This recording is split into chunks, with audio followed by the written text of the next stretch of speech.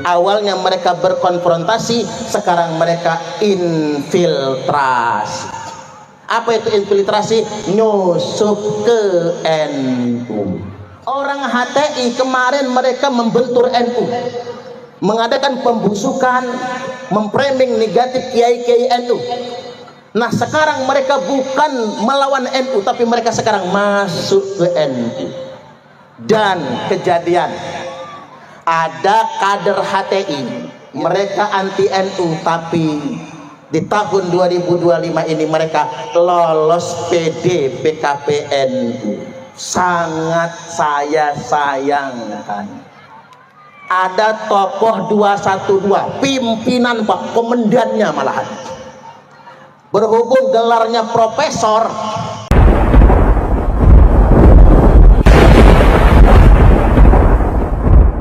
Halo, halo. Ini kita ngaji KBNU, Keluarga Besar Nahdlatul Ulama, Desa Sumber Harapan, umumnya Belitang 2. Siapa kita? Siapa kita? Siapa kita? NKRI, Pancasila. Tepuk tangan. Karena begini Bapak Ibu, NU itu adalah jamiah, NU itu organisasi, NU itu adalah sebuah ormas. Jamiah alias ormas atau organisasi adanya sebagai pilar NKRI. Jadi NU ini adalah pilar NKRI. Ngerti pilar? Tiang, tiangnya NKRI. Karena NU sebagai jamiah, NU tidak boleh merasa ada di atas negara. Halo, ini harus diingat ya. NU tidak boleh merasa ada di atas negara, karena NU adalah pilar negara. Maka sebetulnya perjuangan NU ini untuk menjaga negara Kesatuan Republik Indonesia. Oleh karena itu kita sebut dalam Mars Subhanul Waton, Indonesia biladi, Indonesia negeriku, anta unwanul fakhoma, engkau adalah panji martabat. Maka musuhnya NU adalah yang mengancam NKRI. Siapa saja yang hendak merongrong negara Kesatuan Republik Indonesia, itulah musuhnya NU. Halo? Musuhnya NU bukan Muhammadiyah, Bu, Pak, bukan Muhammadiyah. Muhammadiyah niku bolo. Muhammadiyah itu teman kita. Walikulli wijhatun huwa muwalliha fastabiqul khairat. Karena NU punya pandangan, NU punya fikrah, NU punya manhaj, NU punya thariqah. Muhammadiyah juga punya fikrah, pemikiran, paradigma. Muhammadiyah juga punya manhaj, metode.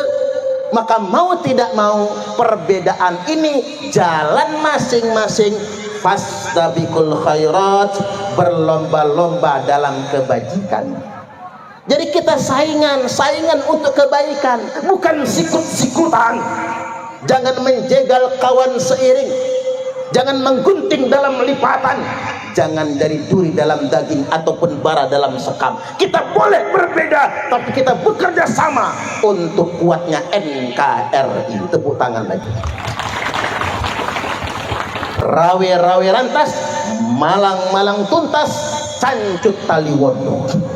Ringan sama dijinjing, berat sama dipikul, duduk sama rendah, berdiri sama tinggi, merunduk sama rata, tegak pun tanpa raja. Kita sama dalam satu komitmen Bhinneka Tunggal Ika. Makanya 4 pilar berbangsa dan bernegara kita itu: 1, Pancasila sebagai ideologi negara. Yang kedua, Undang-Undang Dasar Negara Republik Indonesia tahun 1945 sebagai konstitusi kita. Yang ketiga, sistem bernegara, Negara Kesatuan Republik Indonesia. Dan yang keempat, Bhinneka Tunggal Ika. Kita berbeda-beda tapi tetap satu jua. Halo? Makanya musuh NU itu yang merongrong 4 pilar kehidupan berbangsa dan bernegara. Saya mesti berpesan kali aktivis-aktivis, kader-kader Jam'iyah Nahdlatul Ulama, hati-hati nggih Pak. Winginane kemarin-kemarin musuh-musuh NKRI ini berkonfrontasi dengan NU. Mereka mengkritik NU, membid'ah-bid'ahkan amaliyah NU. Mereka kemarin mengatakan NU ini ulamanya ulama semua, karena ulama-ulama di NU membantu pemerintah dalam menjaga bangsa dan negara ini.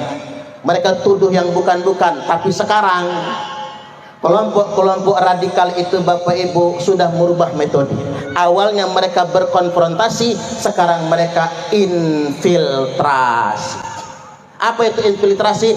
Nyusup ke NU. Hati-hati orang HTI. Halo, ini karena masih awal, saya ngajinya yang gini-gini aja dulu, yang agak serem-serem deh, karena masih awal, belum ngantuk soalnya Pak. Orang HTI kemarin mereka membentur NU, mengadakan pembusukan, memframing negatif kiai-kiai NU.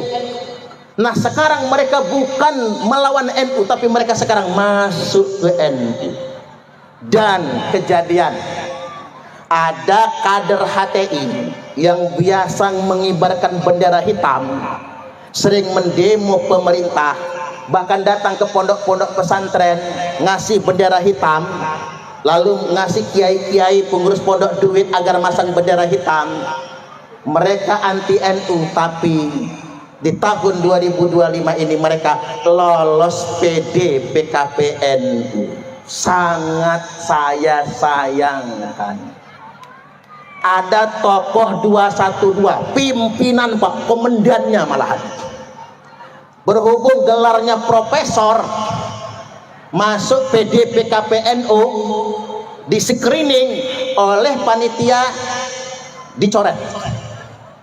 Ngamuk-ngamuk dia, akhirnya lapor kemana-mana. Yang sangat saya sayangkan, pengurus-pengurus NU sendiri, baik tingkat wilayah maupun tingkat cabang, nelpon panitia. Itu loloskan si profesor itu. Panitia sudah katakan ini kewenangan instruktur.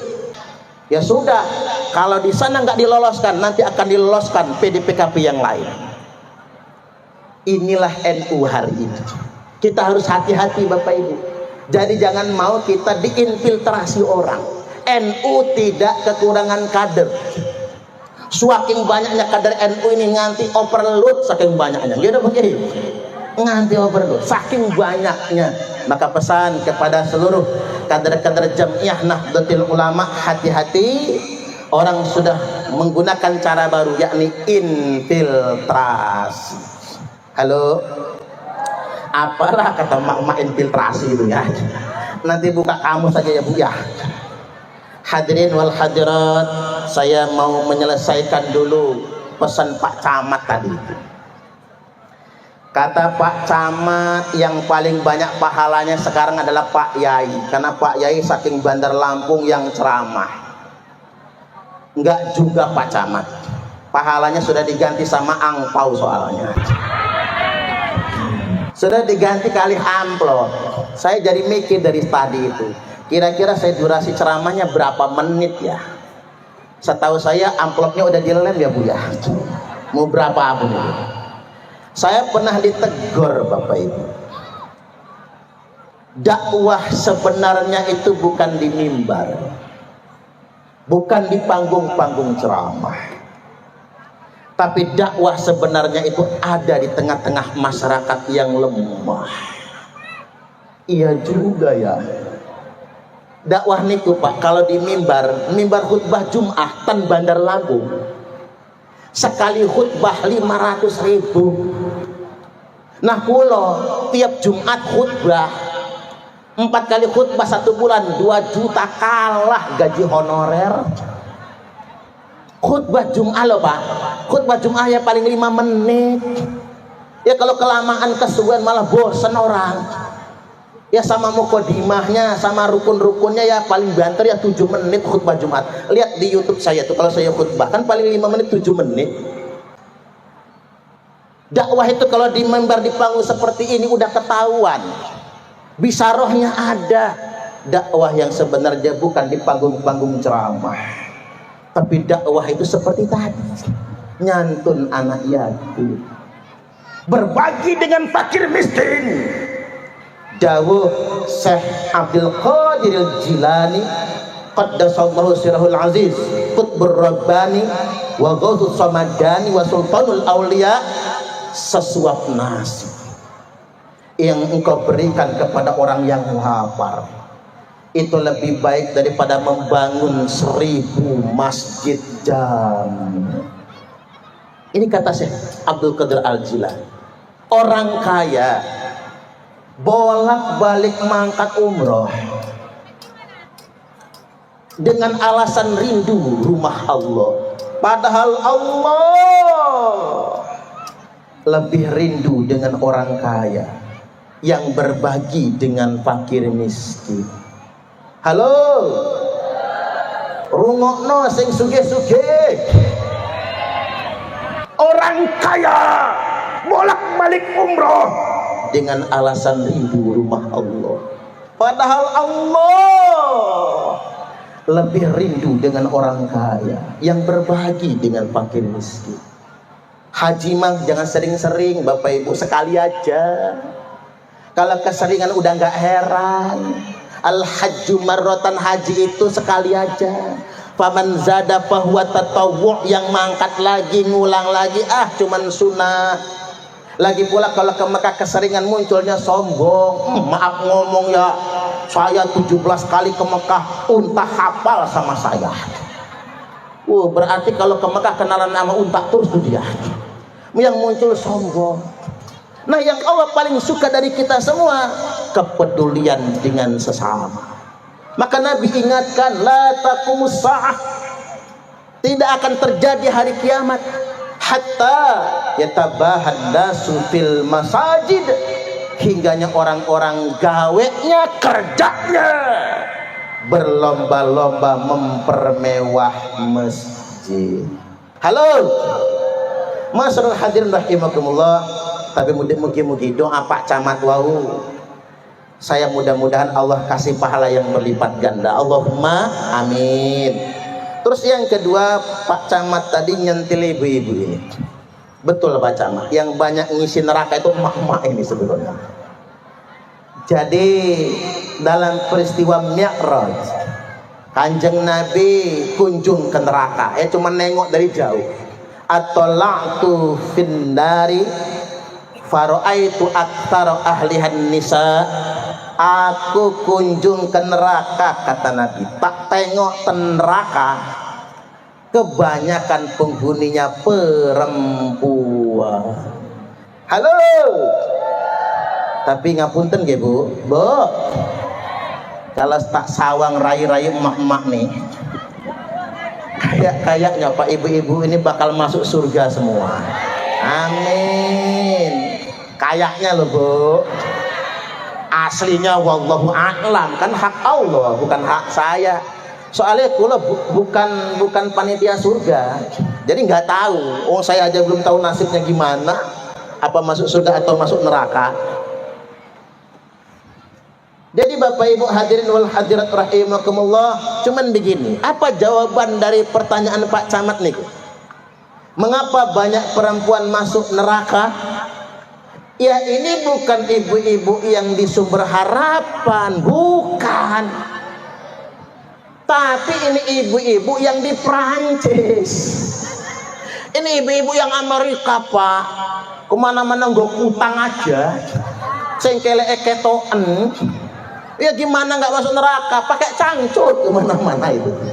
Itu yang di Amerika, yang di Eropa, yang di Perancis. Kalau Sumber Harapan masuk surga semua. Amin.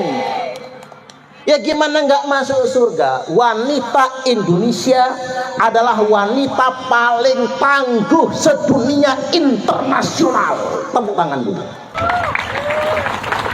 Tak bocorkan alasannya apa? Bapak-bapak agak malas tepuk tangan. Pret kata bapak-bapak.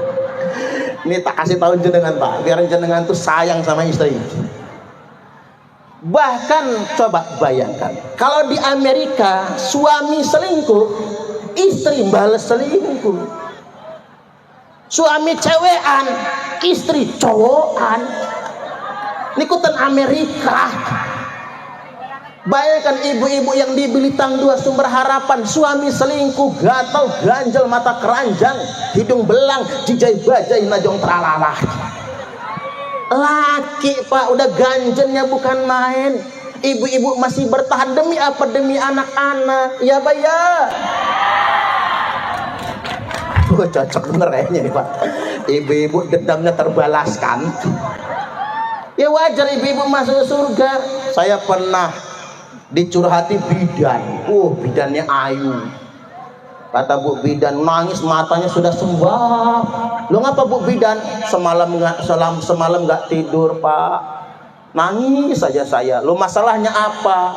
Suami saya selingkuh. Nah itu mah rumor, jangan suudzon.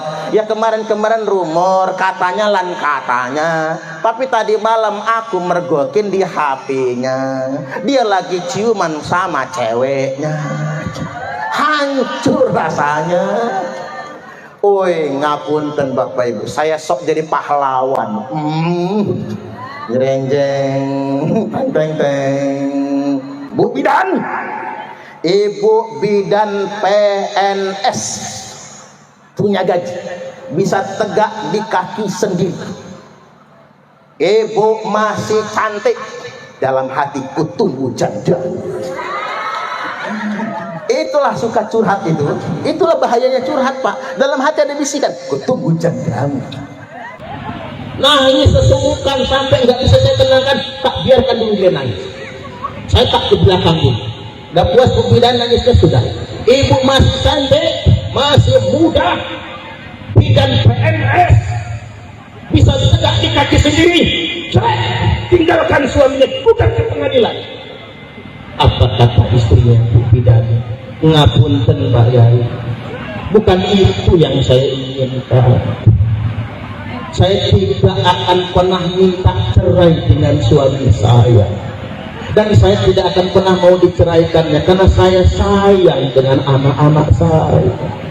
Biarkan saya yang sakit, biarkan saya yang terluka, asal jangan anak-anak saya. Bapak Ibu malu betul saya Pak. Langsung melipir saya ke belakang. Tadi ada bisikan jelek di sini Pak. Malu, itulah beda laki-laki sama perempuan. Sekali aja ibu-ibu ketahuan cowokan, langsung dicerai sama bapak-bapaknya. Mending dicerai dibacok sekali ya.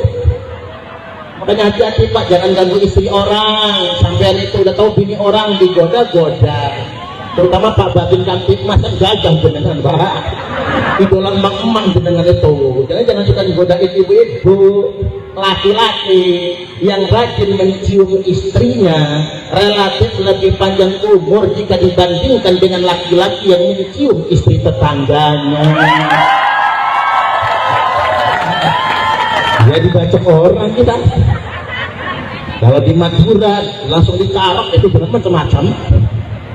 Artinya Bapak Ibu, betapa itulah jiwanya istri, beda sama laki-laki.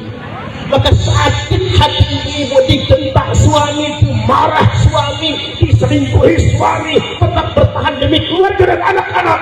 Buahnya surga di akhirat nanti. Amin. Amin ya rabbal alamin. Yang berikutnya, wanita Indonesia ini wanita paling tangguh sedunia internasional. Karena mengapa? Dapur, sumur, kasur tanpa dibayar. Halo, ini ada gajinya nggak Bu? Bro. Bandingkan sama wanita Arab Pak, Arab Saudi, Iran, Timur Tengah, Qatar, Bahrain, Mesir, semua wanita Arab nggak ada yang nyuci, nggak ada yang bersihin rumah, nggak ada yang ngasuh anak. Wanita-wanita di Arab kerjanya cuman bersoleh, cuman mempercantik. Suami yang nyambut gawe, cari duit banyak-banyak, bayar asisten rumah tangga. Asisten rumah tangga yang nggak ada di Arab, ngangkut saking berita juga. Namanya TKW, namanya itu. Artinya Bapak Ibu, wanita-wanita Arab nggak mau masak, yang mengerjakan semua suaminya, karena suami nggak sempat dia bayar asisten rumah tangga. Nah di Indonesia, dapur, sumur, kasur tanpa digaji dan tidak jarang wanita Indonesia juga jadi tulang punggung keluarga. Karena hutang banyak, itu susah, terpaksa merantau ke Malaysia. Jadi TKW lah, suaminya kerjanya di rumah, nongkrong, main Android, pacaran. Pantesan banyak emak-emak di sini, ibu-ibu ya, bapak-bapaknya mungkin takut kena ceramah, nongkrong di rumah. Hadirin wal hadirat rahimakumullah, makanya tidak ada yang bisa menandingi ketangguhan wanita Indonesia. Wanita Indonesia adalah wanita paling tangguh sedunia internasional. Mugi-mugi ibu-ibu masuk surga semua. Ibu-ibu yang ikhlas masak, ikhlas ngurus suami, ikhlas nyuci. Kan jelas disebutkan Pak, sekali satu lembar baju suami saja ibu-ibu akan mendapatkan 1000 pahala, dicabut 2000 dosa. Coba kalau ibu-ibu nyuci baju suami 10 lembar buat celana dalam. Bapak-bapak itu ganti nggak sebut kalau celana dalam?